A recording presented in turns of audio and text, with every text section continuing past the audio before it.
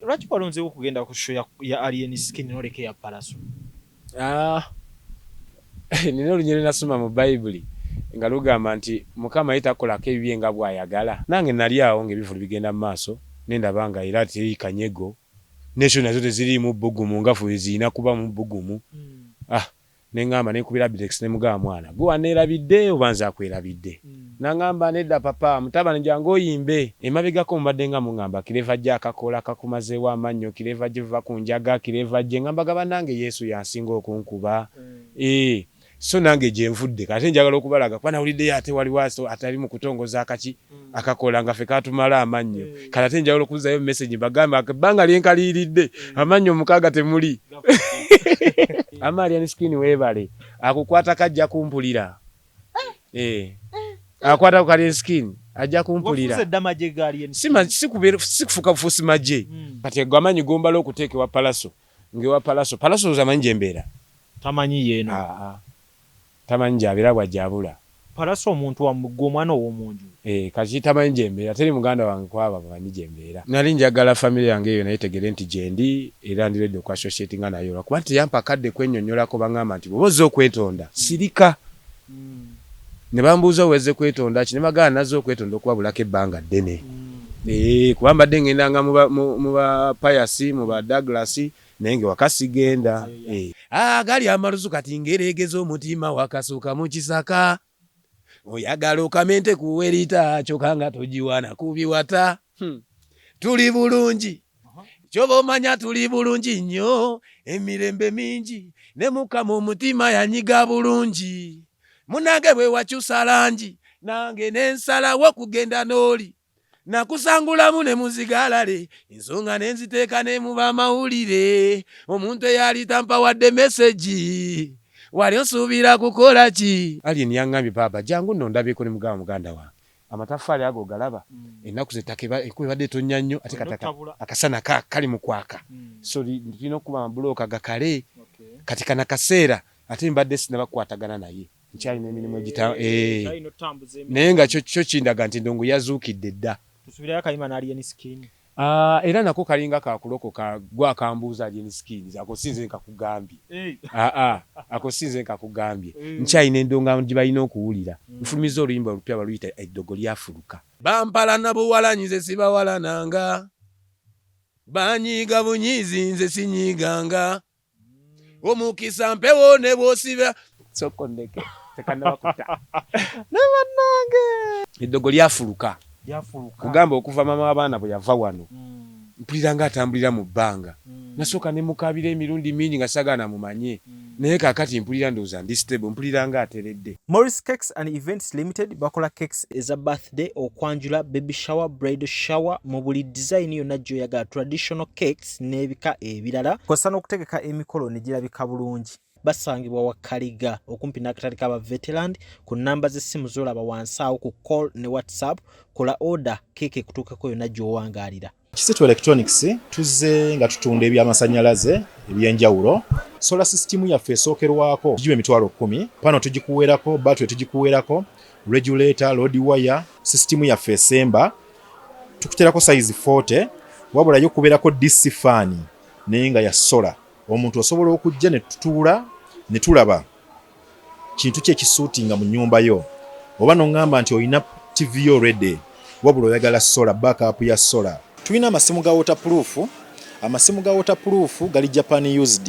Naye gaba amasimu malungi nti yo ne webeegudde mazzi tesobola kwonooneka eba ŋŋumu. Ayagala poloti 5 ku 10 nga za byapa zizino Buddo Kisozi ku kyalo kye bayita Sumbwa. Ebyapa weebiri, amakubo malungi ate we ziri wakuze. Osobola n'okukolera e Kampala ku Sunny Town eziriraanyeewo. Naawe ayagala poloti ez'essente entono nga za ndagaano 5 ku 5 we ziri essente Mabukasa, Wakiso, Bombo n'ebitundu ebirala. Kubira nannyini poloti ezo akubuulya essente n'ebisingawo ku nnamba y'essimu gy'olaba wansi awo. Temuli bulooka yenna. Gwe ayagala okuzimba biodigester oba septic tanka ey'omulembe guno giyite kaabuyonjo etalya ssente ate ng'egenda mu kifunda tewunya ate tenuunwamu, oyina ssomero, oyina ddwaliro, mizigo, maka. Kubira abaali Hila Holdings Uganda Limited ku namba z'essimu z'olaba wansi awo ku call ne WhatsApp babeere ng'ate bakutereereza ebya kaabuyonjo mu kifo kyonna ky'oyagala ogiteekamu. Arapex Tile Adhesive and Grout eri ayagala okusiba tayo ze zinywere mu ddiiro, ku lubalaza, mu kisenge oba mu kinaabiro, oli wa ddwaliro, oli wa arcade oba ekifo kyonna ky'oyagalamu obugumu obw'enjawulo olw'ekirungo ekiteekebwamu. Amwetaaze genda mu hardware ekuliraanye Siding Tile Center ku Salama Road, kossa n'ennamba z'essimu nga wooziraba wansi awo ku screen yo. Nze lujja ndi ne munywanyi wange Clever J. Ensigo yaleeta n'emutusuulira. Yesu n'amulokola. Yesu n'amulokola. Yebazibwe Mukama. Bwekitibwa bbanga lyonna. Weewaawo. Akuuma. Bw'obuuza akuuma obanga gwe abuuza kennyini nti akuuma. Akuumira ddala. Iye. Buli kimu kitambula. Teri kyesiba okuggyako nga toli mu ye. Nawe otuuka ne byesiba. Oba obeerawo mu bulamu nga Yesu omwagala. Naye oluusi enjala ne zikkuba nnyo, enjala n'ekuluma. Nze okulubereberye nabagamba nabbanga mu kyaki. Ne bwe natuuka mu byawandiikibwa ne bigamba nti Katonda tabeera mu kyaki yazimbibwa na mikono. Ne nnoonya ekigambo kya Katonda ne nnyongera okubikkulirwa. N'omanya. Byessanyu. Gy'oyina. Byessanyu lye nina. Bye neegomba buli omu afune. Iye. Ewaka wagamba watya? Olaba akawewo nkuba ntera okutonnya. Studio yaffe weeri. Ayinza okuvaawo. Yesu yazimba kati ate evaawo eragawa nga ye waali. Akyafuga. Tavaako. Abewaka nga bw'otulabye wano n'abalenzi bange babiri Jeremiah ali ku ssomero, omukyala yanuba yagenda bbanga ddene kati. Nakati tebiterera. N'emirembe ginsusseeko bannange. Emirembe gimmenya. Mbadde mmanyi mama abaana nti ebintu mwabiterera. Saagala kiremerako nnyo olw'emirembe. Oyina emirembe. Amiina. Webale kuba na Uganda mu bbali. Freedom City wagikubye n'ogikka. Sinaba kubeebaza kubanga bulwenvayo bo balaga nti mwana tuwe twongere pulira bammanja naye njagala mbakolereyo concert. Ojja kukola concert. Njagala kukola ka concert kange kajja kuba katabu. Kubeera oyina abawagizi bo nga bakayita living concert. Living concert. Abo tukubeza gospel zokka. Neda sebo. That means they expect to see what is will be living from that moment. Yes. Lwaki walonzeewo okugenda ku show ya Alien Skin n'oleka ya Pallaso? Nina olunyiri nasoma mu Bayibuli nga lugamba nti Mukama yitakolako ebibye nga bw'ayagala. Kakati olwaleero obuuzo yansindika ku show ya Pallaso. Nange nali awo ng'ebivulu bigenda mu maaso nendaba nga era teri kanyego. N'esho nazo teziriimu bbugumu nga ffe zirina kuba mu bbugumu. Nengamba nekubira Bidex ne mugamba mwana gwe waneerabidde oba nze akwerabidde. Nangamba nedda papa mutabani jange oyimbe. Mugamba kimala. Kubanga namusaba nakkiriza nengamba kimala. Nosimbula. Nenkola amagye. Nina amagye ogalaba ku lukawo ne ku nnyanja gye gali. Nate gwe toli wa ghetto. Kati mina kintu kyemusobola butategeera. Emabegako mbadde nga mungamba kireva gye akakola kakumazeewo amannyo, kireva gye va ku njaga, kireva gye ngamba gabanange Yesu yansinga okunkuba. So nange gye nvudde kati njagala okubalaga kuba nawulidde ate waliwo atali mu kutongoza akaki akakola nga ffe katumala amannyo. Kati ate njagala okuzayo message bagamba ebbanga lyenkaliiridde amannyo mukaaga temuli. Maleo tuoba tereze. Eno sina kyembagamba naye bano nina kyembagamba. Kyova bayingidde. Bande no bayingira kwagala butayagala. N'obusungu okubanga endongo tebakyagayo giteeka ku mutindo. Nga ntebe lwaki akyatambula nga wali ekivulu bwe kityo. Nade manyi nti ebbugumu lye watadde eri kuba ebyaddala wakikubye era abatulaba video tuli mugibazannyira mugiraba omusajja yakubye ekivulu nade manyi ojja kusala n'eri oteekebwa amanyi kuba n'eri twagenda okulaba nga wabulamu ko amaanyi go. Kati awo kye njagala ne babbalamu bakirabe bayige okubalansinga kubanga kati amanyi gombala okuteekebwa Pallaso ngewa Pallaso uzamanyi gyembeera tamanyi yeeno tamanyi gyabera bwajjabula. Pallaso omuntu wa muggo omwana ow'omunju. Kati tamanyi gyembeera teri muganda wange kwaba bamanyi gyembeera. So twabalaba mukwataganye okwetonda kwaliwo byonna tubijjukira. Ekyo kinabuli byali bya kamera. Era ensobi abantu gye babeera nti omuntu bw'alokoka alinga alokokedde abantu ne birabira nti alokosina mutima nakukkiriza kwe. Kati kwolwo gwe kyobumanya bwe nagenda okubira Alien Skin bwatyo mukama bweyasalawo era bweyakkiriza. Jjukira naye sinawase sina gaali bayintambuliramu ya MP manager wange MP Jesus. Naye akati nokunga amagye gange agalina ku piki gampumbewumbe gantwalire mikwano gyago kitegeera. Naye ekivulu kya Pallaso tebeetaaga kuyita. Omanyi Oluganda luba Luganda. Maama wamuwulira mwana namukuza. Nga buli kimu ekikwata ku bamayanja oli mu nju. Kati kyetaagisa okuyita. Ffe Yesu mu Bayibuli tugamba toyewanga katebe ka ku mwanjo oswalireeyo. Mabegako nawulirako nga bagamba nti kireva gye ngudde naye kati neesibe ku famire noonya kudda. Ne kinkonamu ate nga MP yabadde aleeta omutima gw'okuba nti mwana tukwatagane eno tubere bwe tutyo. Kati bwe mpulira embeera y'okuba nti ate ndi mukomawo kubanga kirabika ngudde ku ttaka nina obbeekwatako nyimuke. Nenzuula sayidi we nina okukuba eri abantu wendaba nti wano wensaanidde okuba. So wanyiigamu gwe ng'omuntu kubanga twogerera mu Yesu bwe kiri kakati wanyiigamu mbuulira omanyi bagamba yanika ekikuli ku mutima bwe kiri kikuveeko. Nkubuulidde awandiikibwa kigamba tujjudde essanyu eritamala weewaawo tujjudde ennaku. Ffe emmere yaffe gye tulya nnaku. Amagye gakava mu ttaka awo kajja kubwa enkya naye enkuba egamba mulekeraawo katandikireko enkya awo nammwe mujjidde. So ebisinga byonna Yesu bw'atyo wajja abibala gye ndi simanyi oba ne ku balala. Naye Yesu omulimu gwankozeemu bwe kityo bwe kyali. Noloza ki ekirina okuba nga kikolebwa mu kifaananyi kuba kati ffe tutunuulira famire. Waliwo obuzibu bubaawo bwabubaawo naye nga bw'oba tebuliiwo. Naddala nga wafamire tawagidde wa famire n'awagirwa ow'ebweru. Naye naawe okimanyi tosobola kuba muntu mukono nga naye tazza mukono. Maama ebigambo bye wabiwulidde. Nze sina kye nsobola kwogerako n'ekimu ku byayogedde naye mbuli ku bibuzo byo buli mukumbuuza. Oleko owagira ekya munno n'owagira ekyali yeni. Maama ayinza okuba alowooza nti munnange nga si munnange. Omanyi mu famire muzaalibwa abaana bangi naye mwena maama oba taata tabaagala kyenkanyi. Onfuna bulungi mubamu omwana akwanguyira mubaamu kati maama ayinza olowooza nti oli munnange nga muganda wange naye nga si mukwano gwange. Era mu biseera bye mwandaba okuddamu ofukamira ewa maama nga mukwano gwange MP Jesus aŋŋamba nedda nti kati baganda bwe balaga naawe beera nga otakinga nabo. Neesigala nga nkola ekyo naye kakati naye taliiwo nabo sirabayo yenyeenya ate muli mu kutegeka bivulu bya mutawana mu kibuga mubeera mukoze ensobi at least neetwala wenjagadde pozi muŋŋambye nti gwe kireva gye olina kusirika tolina kuyimba awo nyinza okuwulira naye nga Yesu mulamu nga n'ekigambo kye kyetwogera anange mba nina okwogera mba nina okuyimba. Mu mbeera gw'omukkiriza nga maama amaze okulaga okwemulugunya kwe gw'oyinza kuzzaayo mbeera ki yakwetonda oba jja kisigale nga bwe kiri? Nyinza okubuuza papa awo mba neetonda ku ki?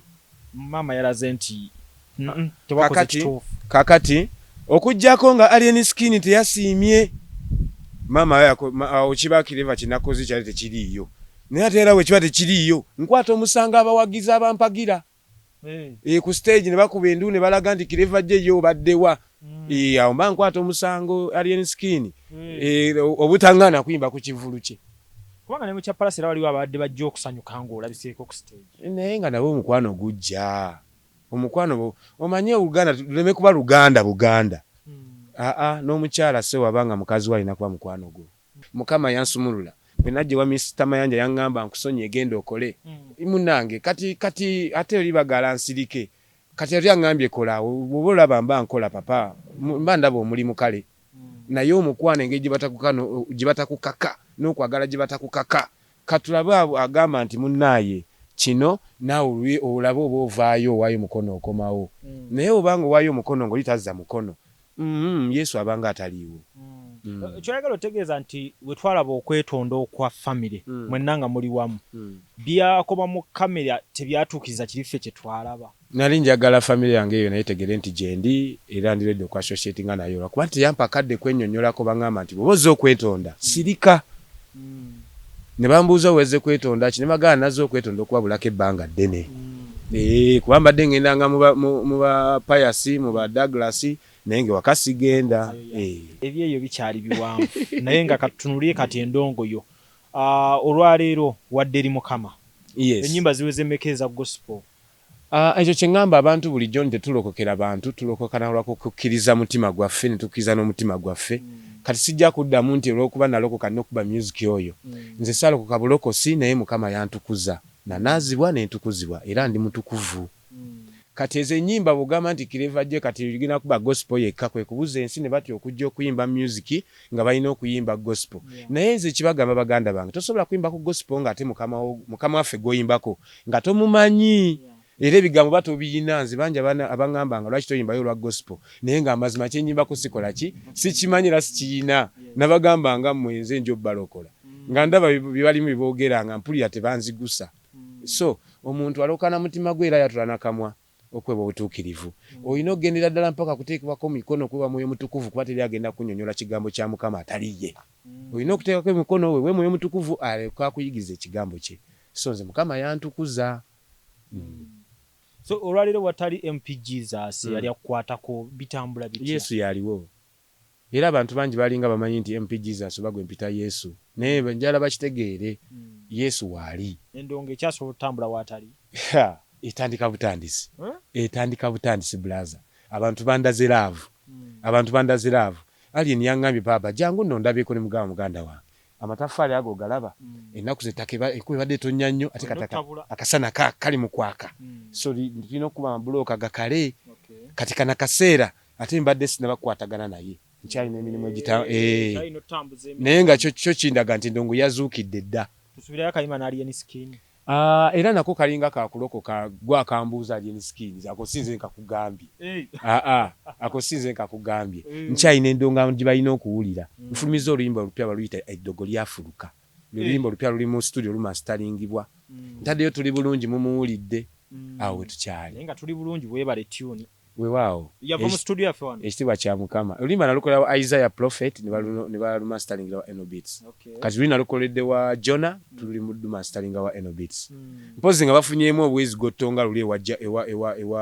ewa bawa ne bagaana dukola bulungi naye tebannaba kuntwala bubi bakyampadde akadde okumaliriza nga bwe bakyankolera mpulira omuliro munze nti kati music alinga yakatandika ennyimba zange kati ziyina amakulu gali amalusu kati ngereegeza omutima wakasuka mu kisaka sijja kayimba bwento kasuka enkunnyonnyoleyo kano lumu omukyala wange yaŋŋamba wane waka nti yaleeta emirembe naye nga mpulira ayogedde awe mudde kuba mpulidde eddembe eri Yesu kati bimu ku bye nayimba nga mpulira munnange yayimba akabira mukwano ate nga nze mukwano gwakabi wange ndaba teguliiwo kwe kuyimba akayimba awo katambula kati gali amalusu kati ngereegeza omutima wakasuka mu kisaka oyagala okamente kuwerita kyokka nga togiwana kubiwata tuli bulungi kyoba omanya tuli bulungi nnyo emirembe mingi ne mukama omutima yanyiga bulungi munange bwe wakyusa langi nange nensalawo kugenda n'oli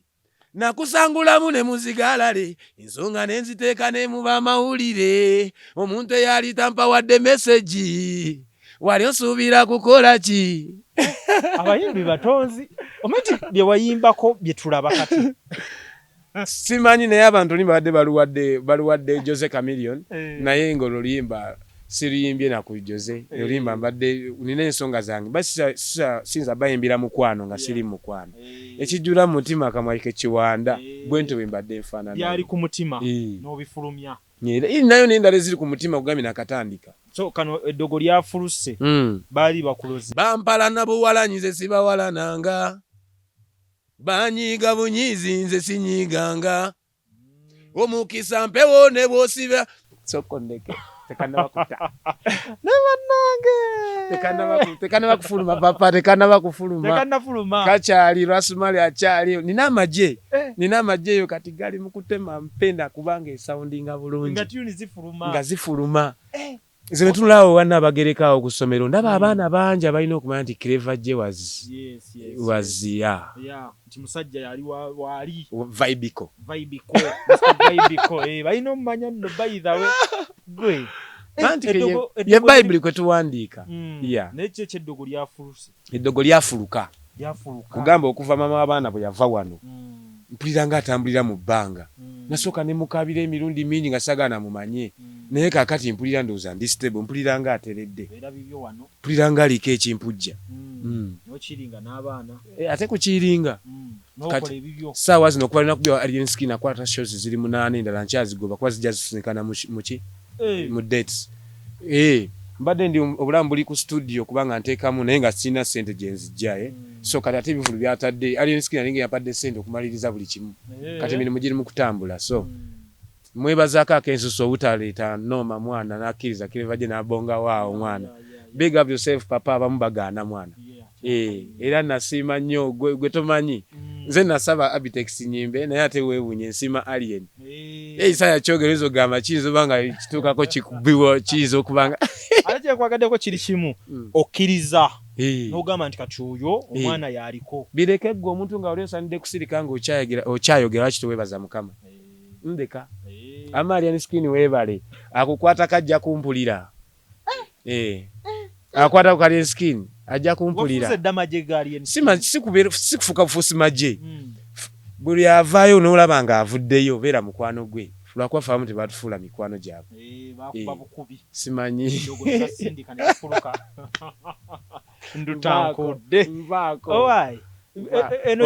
omuntu nobanga eyabba embwa nakokaleese naye ggwe ebintu ebyo manyi nti wagattanga ebigambo kati byetulabako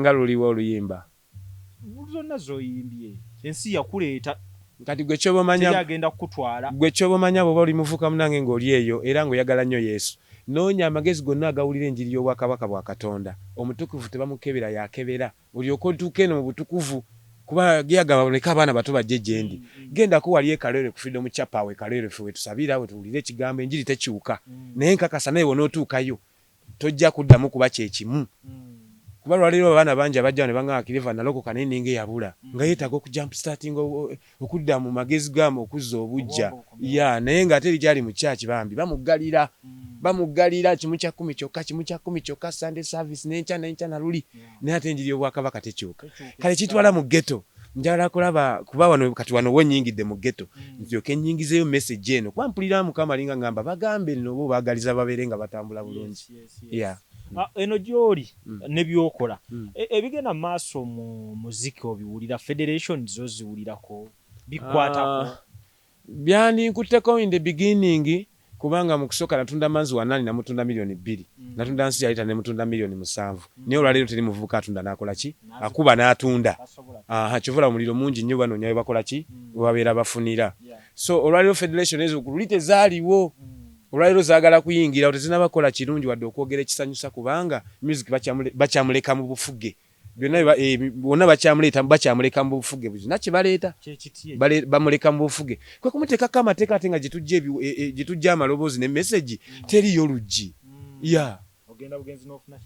osaba n'oweebwa so gwe federation olaba egenda kutuukiriza eyingire mu Yesu eryoke ekakasibwe naye wano walinga ekyaliwo kimu kiri mu Yesu ne twebuuza gwe kiri ekyokutunda music nga Eddie Kenzo akikuttemu Shiba be bakikuttemu olwalira abayimbi batandise okukuŋŋaana ng'ani akibaddemu olaba waliwo kiri ekyaddewo ekyasinga awo era nze ndiwo okubagamba nti omuntu abagamba okwebeereramu musoke munoonye abadde ababeereramu kati ani abadde akulira federation eyo tubadde n'association nga sindi yaji tekinnaba kutuukako ekikola ki kati bwe kifo kasingako tandiko kigobako ngenda kukwebera ate ng'ensi eri mu kutambula ennaku zino omusande gwakanga bwe gubadde obubaka bwa Bobi Wine wabuwuliddeko bwe yabadde mu lumbe ng'abuwa abayimbi mwenna yabagambye muddeyo mukwatagana ne Hildaman okusinga okukwatagana mu bino ebyokufunayo obusente abantu bafuna obusente gwali ofunyeeyo awo wali obuzibu era bagabadde bakwatagane ne Hildaman baddeyo bakwatagane ne Yesu baddeyo bakwatagane ne Yesu kuno kutabagana na Katonda kubanga bali bonna balowooza nti no bali ku Katonda ne batalaba mwana wa Katonda basigala beebeereramu kubanga balina Katonda abo be bantu ba Katonda balina okubanga banoonya nnyo paka lwe bali balaba omwana kati obaga nti bagende wa Hildaman bagambe Yesu akolera wamu nedda ku lubereberye abantu bonna ababi n'abalungi baali bakkiriza Katonda ekyaleeta Yesu Kristo kwe kwawula endiga mu mbuzi kati baasigalayo ewa Katonda ne batagonda tebajja funa mutima gugonda nga tebafunye mwana nga tebakkiriza mwana bakikole batya ebalina okukkiriza church eri wali Kaleerwe ku Freedom Chapel church y'abatukuvu genda message tekyuka message yemu ku lwa bonna abajja naye wabanga federation ziri awo ya muntu agitaddewo olwakuba balina amateeka gaabwe jjukira ye Bible kugamba tebaliiko musango kaakana bali mu Yesu Kristo naye wali ogenda kugira amateeka nange bwe natunulanga ndi wano ngamba yi Mukama nange munange mpa oluyimba kati olwaleero olaba alien skin ali mu kukuba yaleese nange mpa nandibadde nsooka kgenda mu mateeka ne ngamba nti bannaye njagala okukubayo oluyimba bannaye nange njagala okukola bwenkyo olaba nga okukuba concert zitulwisaawo osaba concert Yesu ng'olina okuba amataffaali ofune zinasasula ekifo okiraba ogenda oyimba ofune bw'otyo kati balaba bakuwadde ssente zabwerere kutegeka kivulu omuyimbi ogenda kusasula otya awe tubadde tusibidde ne manager wange ng'ateekamu tusenaga mwana kasente kakendedde ne mugamba nedda nze wali kukyacapa amataffaali alina omulimu Mukama kyagutwala mu maaso awo ne tutangana mpaka leero olaba naye nga naye akasente bwadde akafuna kati kakendedde neze mwebazaako kimu nti oluyimba lwatuli bulungi awutadde ku level buli omu alubuuza just muyiteeri Yesu alyoka awulire ekiri ku mutima alyoka akyuye ekiri ku mutima lero mukuddamu kunsendasenda nti kyalira gundi nga tamanyi nti nina eriggwa mu kigere ekyenva mbebbera bannange mwebala obwagizi bwamumpadde emyaka mingi nnyo YouTube channel yange yabbibwa nga temukyandaba akaseera ako kembadde mbuliridde aye n'akaseera SB4 ndabidde bambi nga noonya Yesu bubi nnyo nkakasa nti kakati mpulira ekigambo kintuuse bulungi era bwe mpulira ayogera omusambwa ngamba towemula kubanga Yesu yekuba ge mazima bwe bulamu owulidde kyenyiza okubagamba batutukudde tosobola kulaba tosobola kuvaako kizikiza bafanizi bange okunjagala ennyo bwe muntu nange ndi mu planning obateekerayo ka concert n'amataffaali gakyakala mpola mpola tukyatambula nasho yange ngenda okukola ne Gravity ku side y'Emityana nsuubira okubalaba mu bungi mujje mu kwepiica mujje mu oluyimba tuli bulungi gwe mmere yakatogolyako funeko kyolya weewaawo sina message esingako than okubaagaliza emirembe ne Yesu Kristo. Amannya gange nze Nsuuga Mustafa nkola ne Alihira Holdings ate era tetukolera tetusijja bayita baavu